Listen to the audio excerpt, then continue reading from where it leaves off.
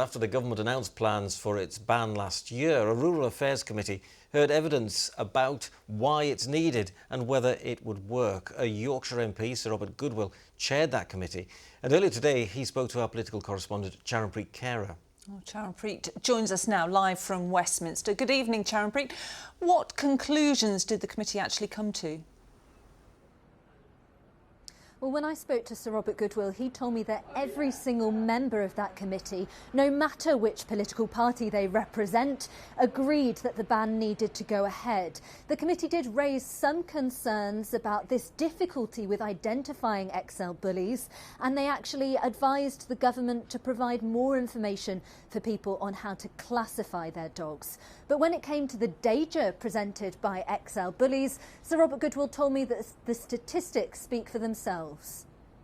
We previously had maybe 3 deaths a year from dogs. That went up to in the last couple of years we've had about 23, and 12 of those 23 were these XL bullies. So it's obviously the introduction of this breed seems to have made a big difference in the number of fatalities. And of course, those figures don't include injuries or dogs that have been attacked. I think somebody worked out that compared to the average dog, these dogs are 275 times more dangerous. And we've seen lots of reports in the newspapers of the dogs attacking people. So, this doesn't ban the dog altogether. People have to register the dog. The deadline is now passed. There's about 35,000 have been registered. They've got to be neutered. They've got to be have third-party insurance. And when out in public, they've got to be muzzled. And that's one way of protecting the public. Some of our viewers have been in touch on Facebook. One of the questions that we've heard again and again is, why are the dogs being blamed rather than the owners? Well, unfortunately, you can't do very much about what the owners do, but the fact of the matter is that these dogs are dangerous, and even families have had these dogs and said these are really good pets, and something just happened. Maybe somebody stood on its tail, or it was feeling in a particularly aggressive mood, and so having one of these dogs is like a ticking time bomb, and certainly I wouldn't be happy for my grandchildren to go and play at somebody's house where one of these dogs were.